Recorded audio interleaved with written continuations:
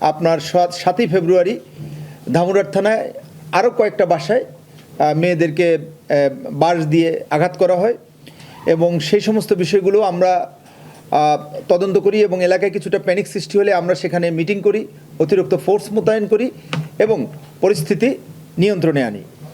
এরপরে 7ই মে বদলগাছিতে আরও 3টা বাড়িতে আপনার দেওয়াল টপকিয়ে 3 জন মেয়েকে আঘাত করা হয় এবং প্রত্যেক ক্ষেত্রেই তাদের মাথায় একটি করে আঘাত করা হয় এবং বাঁশ দিয়ে অথবা ধাতব অস্ত্র দিয়ে ভোঁতা অস্ত্র দিয়ে আঘাত করা হয়। ফাইনালি গত আপনার জুনের 4 তারিখে পত্নীতলা থানায় আপনার 12টা থেকে রাত্রে 3টা, অর্থাৎ প্রত্যেকটা ঘটনাই কিন্তু রাত 12টা থেকে 3টা বা 4টা এই সময় হয় এবং সেখানে আপনার 3 জন মেয়েকে লোহার শাবল দ্বারা আঘাত করে এবং তারা মারাত্মক আহত হয় এবং জখম হয়। তো এতগুলি ঘটনা জেলা পুলিশকে সিরিয়াসলি ভাবিয়ে তোলে এবং আমরা আগের চেয়েও আমরা সিরিয়াস হই। পুলিশ সুপারের নেতৃত্বে আমরা কয়েকটা টিম গঠন করি। আমরা কন্টিনিউয়াসলি আমরা পিওগুলো ভিজিট করি এবং সম্ভাব্য যে সমস্ত স্থানে এই ধরনের ঘটনা বাংলাদেশে ঘটেছে সেই সমস্ত জায়গার ডাটা সংগ্রহ করি। বিশেষ করে আমাদের আশেপাশের জেলায় কোথায় ঘটেছে আমরা দেখলাম যে জয়পুরহাট এবং হিলিতে এই ধরনের ঘটনা ঘটেছে, দিনাজপুরে, বিশেষ করে নবাবগঞ্জে। আমরা সেই সমস্ত জায়গাও আমরা ভিজিট করি এবং তথ্য নেই এবং এর সাথে ফাইনালি আমরা বিশেষ করে আমাদের অতিরিক্ত পুলিশ সুপার জয় এবং ডিবি জেলা গোয়েন্দা শাখার হাসিব সহ এরা প্রত্যেকটা ডাটা আমরা নিরবিচ্ছিন্নভাবে অ্যানালাইসিস করি। আর্টিফিশিয়াল ইন্টেলিজেন্স সহ সমস্ত তথ্য প্রযুক্তি ব্যবহার করে আমরা একটা ক্রাইম ম্যাপ করি। আমরা সম্ভাব্য আসামির একটা গতিবিধি শনাক্ত করি। বাত ব্যথা, প্যারালাইসিস কিংবা আর্থ্রাইটিস, আধুনিক ফিজিওথেরাপি ও পুনর্বাসন চিকিৎসায় নির্ভরযোগ্য নাম ডিপিআরসি।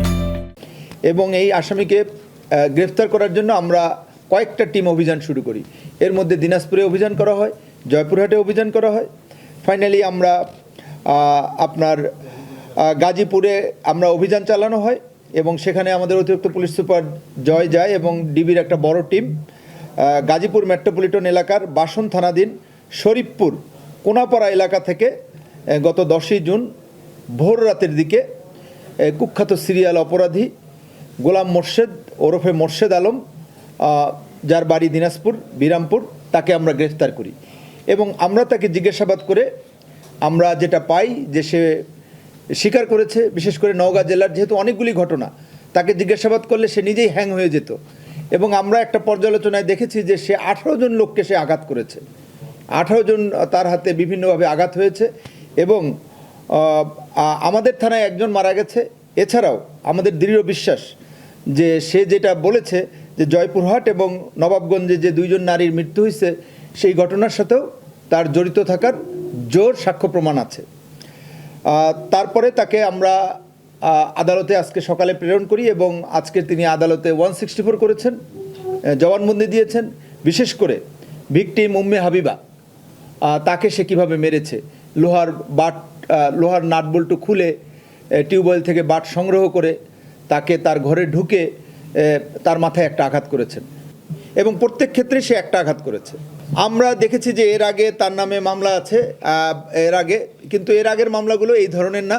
পত্নীতলা, এর আগে তার শ্বশুরবাড়ি পত্নীতলা, মানে সে এখানে সংসার করেছিল, সেখানে অস্ত্র আইনে তার অস্ত্র মানে আপনার ভোঁতা অস্ত্র আইনে তার বিরুদ্ধে মামলা আছে।